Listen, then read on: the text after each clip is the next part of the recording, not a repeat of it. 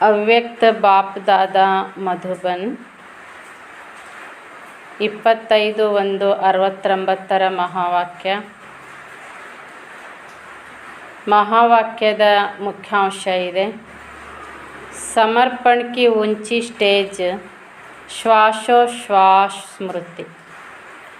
ಸಮರ್ಪಣೆಯ ಶ್ರೇಷ್ಠವಾದಂತಹ ಸ್ಥಿತಿ ಎಂದರೆ ಶ್ವಾಸದಲ್ಲಿಯೂ ತಂದೆಯ ನೆನಪು. ಶ್ವಾಸದಲ್ಲಿಯೂ ತಂದೆಯ ನೆನಪು.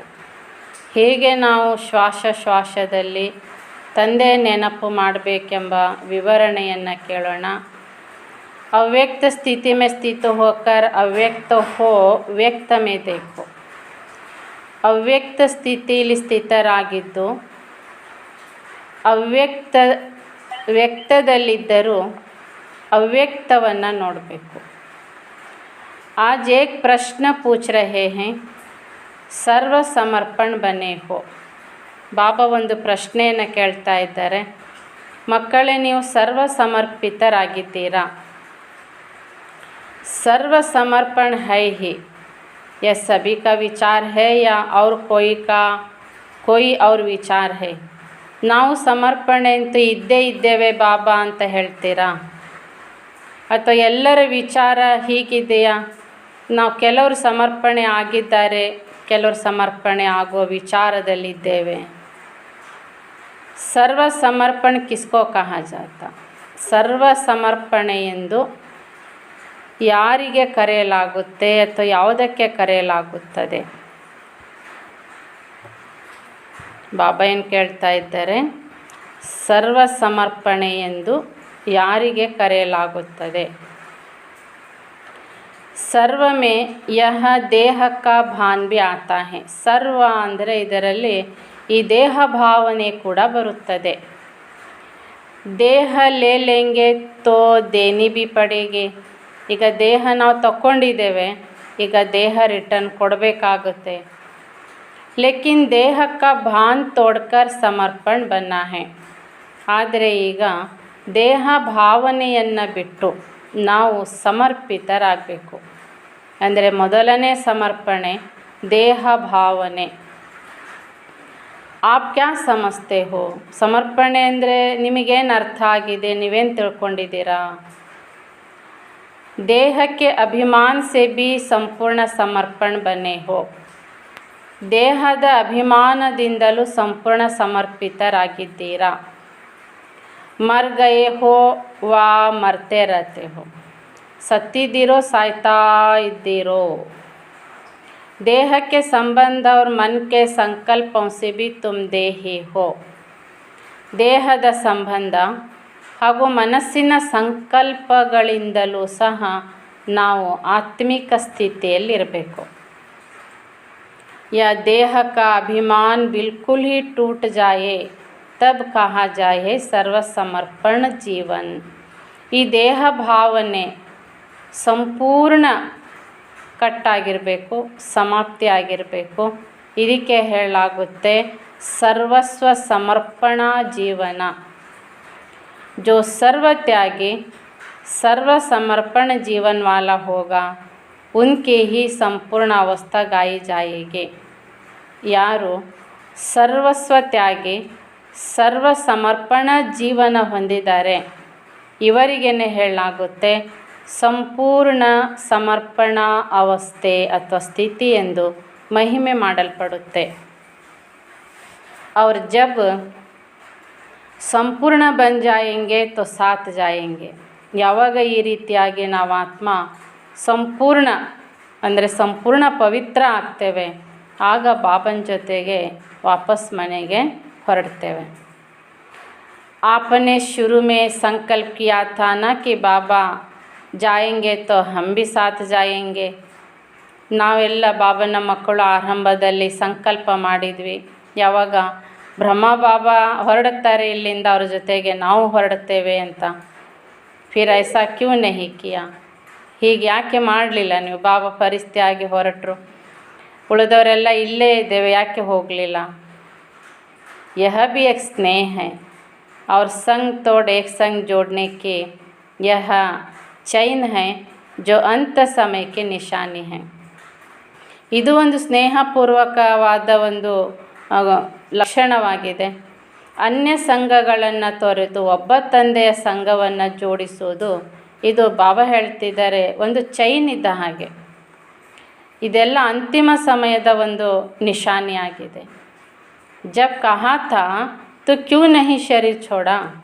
ಆಗ ನಾವೆಲ್ಲ ಬಾಬಾನ ಮುಂದೆ ಹೇಳಿದ್ವಿ, ಬಾಬಾ ನೀವು ಹೊರಡುವಾಗ ನಿಮ್ಮ ಜೊತೆಗೆ ನಾವು ಬರ್ತೇವೆ ಅಂತ ಸಂಕಲ್ಪ ಮಾಡಿದ್ರಿ, ಪ್ರತಿಜ್ಞೆ ಮಾಡಿದ್ರಿ. ಬಾಬಾ ಹೊರಟು ಹೋದರು, ಉಳಿದವ್ರು ಯಾರು ಹೋಗಲೇ ಇಲ್ಲ. ಯಾಕೆ? ಛೋಡ್ ಸಕ್ತೆ ಹೋ, ಈಗಲಾದರೂ ನೀವು ಆತ್ಮ ಶರೀರ ಬಿಟ್ಟು ಫರಿಸ್ತೆ ಆಗಿ ಹೊರಡ್ಬೋದಾ? ಅಭಿ ಛೂಟ್ ನಹಿ ಸಕ್ತಾ. ಆದರೆ ಈಗ ಅವಸ್ಥೆ ಏನಿದೆ ನಮ್ಮದು, ನಾವು ಬಿಡ್ತಾ ಇಲ್ಲ, ಬಿಡುಗಡೆ ಇಲ್ಲ. ಕ್ಯೋಂಕಿ ಜಬ್ ತಕ್ ಹಿಸಾಬ್ ಕಿತಾಬ್ ಹೈ, अपने शरीर से जब तक छूट नहीं सकता. ಎಲ್ಲಿವರೆಗೆ ಆತ್ಮದ್ದು ಶರೀರ ಜೊತೆಗೆ ಲೆಕ್ಕಾಚಾರ ಇದೆಯೋ ಅಲ್ಲಿವರೆಗೆ ಆತ್ಮ ಶರೀರ ಬಿಡೋದಿಲ್ಲ. योग से या भोग से हिसाब किताब चुक्त जरूर करना पड़ता है. ನೋಡಿ, ಬಾಬಾ ಸ್ಪಷ್ಟ ಹೇಳ್ತಾ ಇದ್ದಾರೆ, ನಾವು ಯೋಗದಿಂದಲಾದರೂ ಭೋಗ ಅಂದರೆ ಶರೀರದ ಕಾಯಿಲೆಗಳು, ಇದರಿಂದ ಎರಡು ವಿಧಾನ ಇದೆ. ಈ ಯಾವುದರಿಂದಲಾದರೂ ನಮ್ಮ ಲೆಕ್ಕಾಚಾರವನ್ನು ಚುಕ್ತ ಮಾಡಿಕೊಳ್ಳಲೇಬೇಕು. ಬಾಬನ್ನ ತುಂಬ ನೆನಪು ಮಾಡಬೇಕು, ಯೋಗ ಮಾಡಬೇಕಾಗಲ್ಲ ಅಂದರೆ ಶರೀರದ ಕಾಯಿಲೆ, ಭೋಗ. कोई भी कड़ा हिसाब किताब रहा हुआ है तो यह शरीर रहेगा. ನೋಡಿ, ಬಾಬಾ ಸ್ಪಷ್ಟ ಮಾಡ್ತಾರೆ, ಯಾವುದೇ ರೂಪದ ಲೆಕ್ಕಾಚಾರ ನಮ್ಮದು ಬಾಕಿ ಇದ್ದರೆ ಶರೀರ ಇದ್ದೇ ಇರುತ್ತೆ. छूट नहीं सकता. ಎಷ್ಟು ಆತ್ಮ ಶರೀರ ಬಿಡಬೇಕಂದ್ರೂ ಶರೀರ ಆತ್ಮಕ್ಕೆ ಬಿಡಲಿಕ್ಕಾಗಲ್ಲ. ಯಾಕೆಂದರೆ ಆತ್ಮದ ಲೆಕ್ಕಾಚಾರ ಶರೀರದೊಂದಿಗಿರುತ್ತೆ. वैसे तो समर्पण हो ही, लेकिन अब समर्पण की स्टेज ऊंची हो गई है. ಹಾಗೆ ನಾವೆಲ್ಲ ಬಾಬನ ಮಕ್ಕಳು, ಬಾಬನಿಗೆ ಸಮರ್ಪಿತರೆ. ಆದರೆ ಸಮರ್ಪಣಾ ಎಂಬ ಸ್ಟೇಜ್ ಸ್ಥಿತಿ ಬಹಳ ಎತ್ತರ ಮಟ್ಟದ್ದಾಗಿದೆ. समर्पण उसको कहा जाता जो श्वासोश्वास ಸ್ಮೃತಿ ಮೇ ರಹೆ.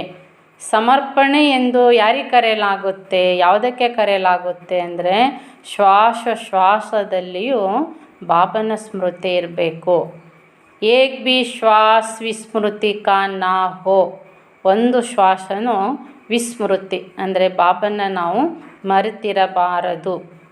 ಹರ್ ಶ್ವಾಸ ಮೇ ಸ್ಮೃತಿ ರಹೆ और ऐसे जो होंगे उनकी निशानी क्या है. ಪ್ರತಿ ಶ್ವಾಸದಲ್ಲಿ ಕೂಡ ನಮಗೆ ಬಾಬನ ಸ್ಮೃತಿ ಇರಬೇಕು. ಇದೇ ಎನ್ನುವರ ಲಕ್ಷಣ ಹೇಗಿರುತ್ತೆ? ಪ್ರತಿ ಶ್ವಾಸದಲ್ಲಿ ಯಾರಿಗೆ ಬಾಬನ ನೆನಪಿರುತ್ತೆ ಅವರ ಲಕ್ಷಣ ಏನಾಗಿರುತ್ತೆ? ಉನ್ಕೆ ಚೆಹರೆ ಪರ್ ಕ್ಯಾ ನಜರ್ ಆಯೇಗಾ. ಅವರ ಚೆಹರೆಯಲ್ಲಿ ಯಾವ ಲಕ್ಷಣ ಅಥವಾ ಯಾವ ಒಂದು ಚಹರೆಯ ಲಕ್ಷಣ ಏನು ಕಾಣಿಸ್ತದೆ? ಕ್ಯಾ ಉನ್ಕೆ ಮುಖ ಪರ್ ಹೋಗಾ ಮಾಲೂಮ್ ಹೈ. ಬಾಬಾ ಕೇಳ್ತಾರೆ, ಅವರ ಚಹರೆಯಲ್ಲಿ ಯಾವ ಲಕ್ಷಣ ಕಾಣಿಸುತ್ತೆ, ಏನು ಕುರುಹು ಕಾಣ್ತದೆ, ನಿಮಗೆ ಗೊತ್ತಿದೆಯಾ? ಹೇಗಿರ್ತಾರೆ ಬಾಬನ ನೆನಪಿನಲ್ಲಿರೋರು? ಹರ್ಷಿತ ಮುಖತೆಯಲ್ಲಿರ್ತಾರೆ. ಹರ್ಷಿತ ಮುಖತಾಕೆ ಸಿವಾಯ್ ಔರ್ ಬಿ ಕುಚ್ ಹೋಗಾ. ಹರ್ಷಿತ ಮುಖತೆಯಲ್ಲಿರ್ತಾರೆ, ಸರಿ, ಇದನ್ನು ಹೊರತಾಗಿ ಬೇರೆನೂ ಇರ್ತದೆ ಅಂತ ಬಾಬಾ ಹೇಳ್ತಾರೆ.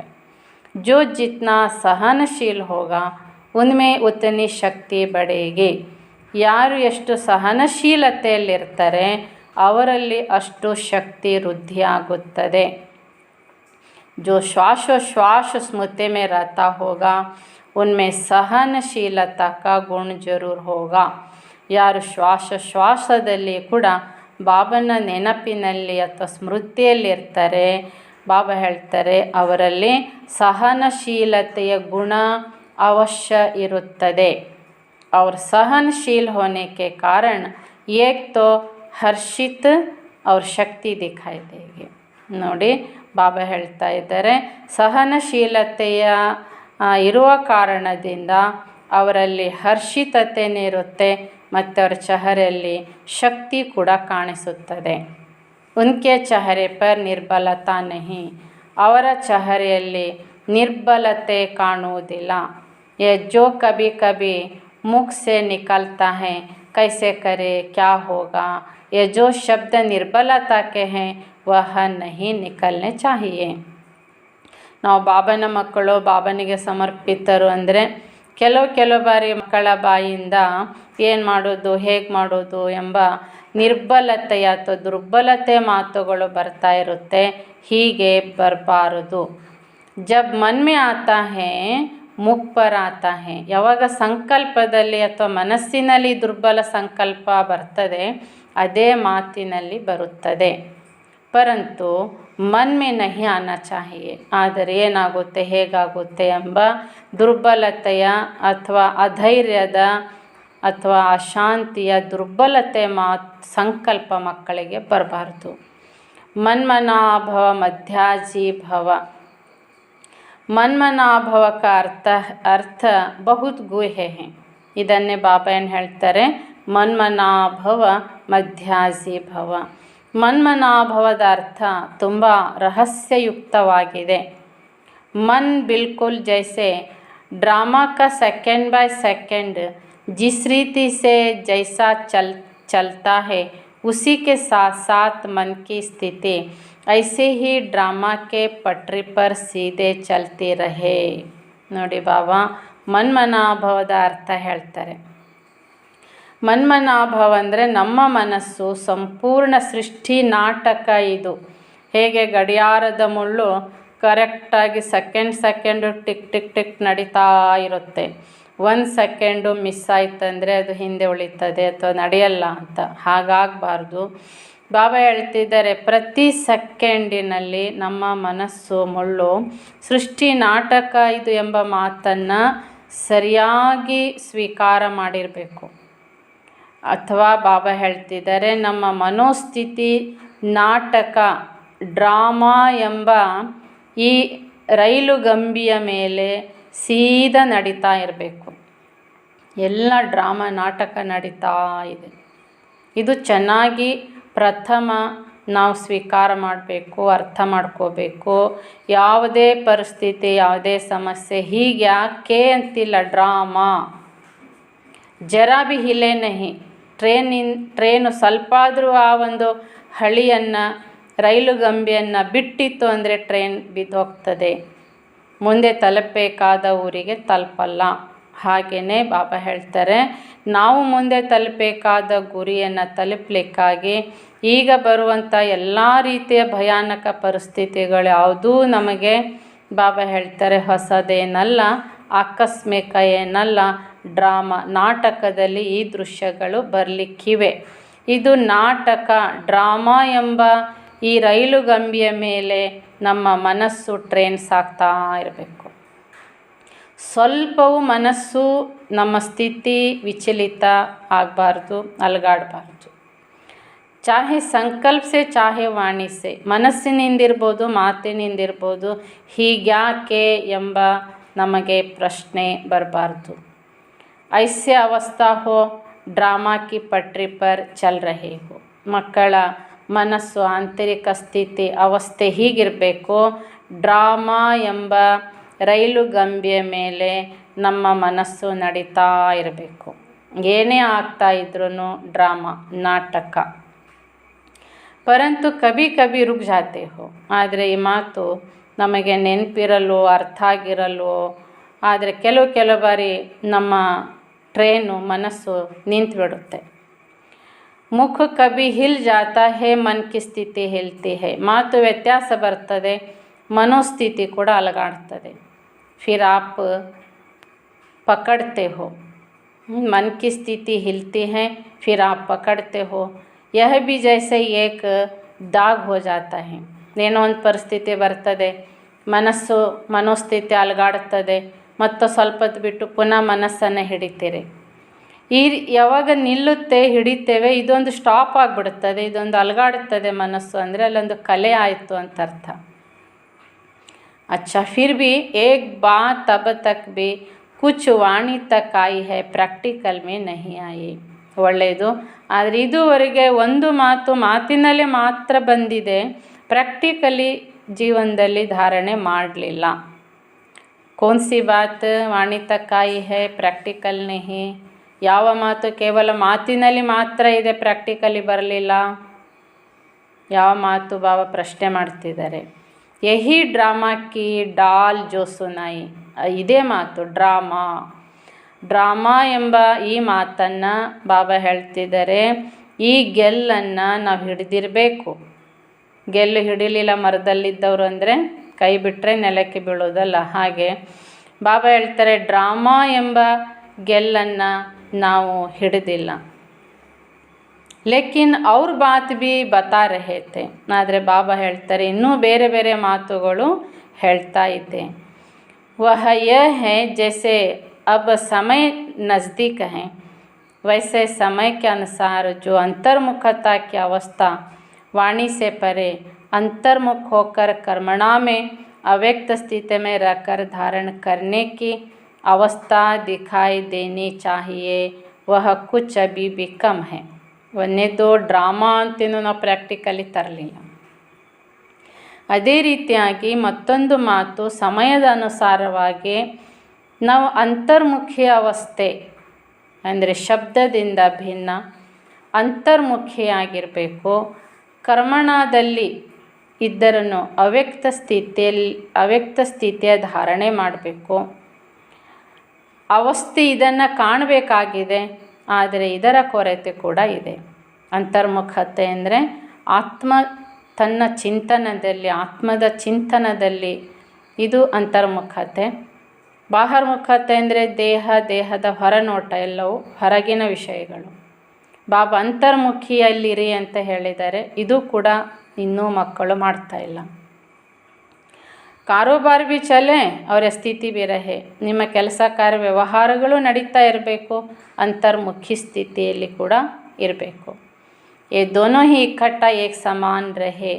ಇಲ್ಲಿ ಕಾರ್ಯವ್ಯವಹಾರ ಹೊರನೋಟ ಮತ್ತು ಆತ್ಮಿಕ ಚಿಂತನ ಒಳನೋಟ ಎರಡೂ ಒಟ್ಟೊಟ್ಟಿಗೆ ಇರಬೇಕಾಗಿದೆ, ಸಮಾನ ಇರಬೇಕು. ಅಭಿ ಇಸ್ಮೆ ಕಮಿ ಹೈ. ಆದರೆ ಮಕ್ಕಳ ರಿಸಲ್ಟ್ ಬಾಬಾ ಏನು ಹೇಳ್ತಿದ್ದಾರೆ ಇದರಲ್ಲಿ ಕೊರತೆ ಇದೆ. ಅಬ್ ಸಾಕಾರ ತೋ ಅವ್ಯಕ್ತ ಸ್ಥಿತಿ ಸ್ವರೂಪ ಮೇ ಸ್ಥಿತ ಹೈ. ಈಗ ನೋಡಿ, ಸಾಕಾರ ಅಂದರೆ ಬ್ರಹ್ಮ ಬಾಬಾ ಅವ್ಯಕ್ತ ಸ್ಥಿತಿಯ ಸ್ವರೂಪದಲ್ಲಿ ಸ್ಥಿತ ಇದ್ದಾರಲ್ಲ. ಲೇಕಿನ್ आप बच्चे भी अव्यक्त स्थिति में स्थित होंगे तो ಅವ್ಯಕ್ತ ಮುಲಾಕಾತ್ का अलौकिक अनुभव कर सकते हो. ಈಗ ನಾವು ಬಾಬನ ಮಿಲನದ ದಿನ ಮಾತ್ರ ಬಾಬನ ಮಿಲನ ಮಾಡೋದು ಅಂತ ಹಾಗಿಲ್ಲ ನೋಡಿ. ಬಾಬಾ ಹೇಳ್ತಾರೆ, ಎಷ್ಟೊತ್ತಿಗೂ ನಾವು ಬಾಬನ ಮಿಲನದ ಅನುಭವ ಮಾಡಬೇಕು ಅಂತಿದ್ರೆ ಬಾಬಾ ಸುಲಭ ಉಪಾಯ ಹೇಳ್ತಿದ್ದಾರೆ. आप बच्चे भी ಅವ್ಯಕ್ತ ಸ್ಥಿತಿ ಮೇ ಸ್ಥಿತ ಹೋಂಗೆ ತೋ.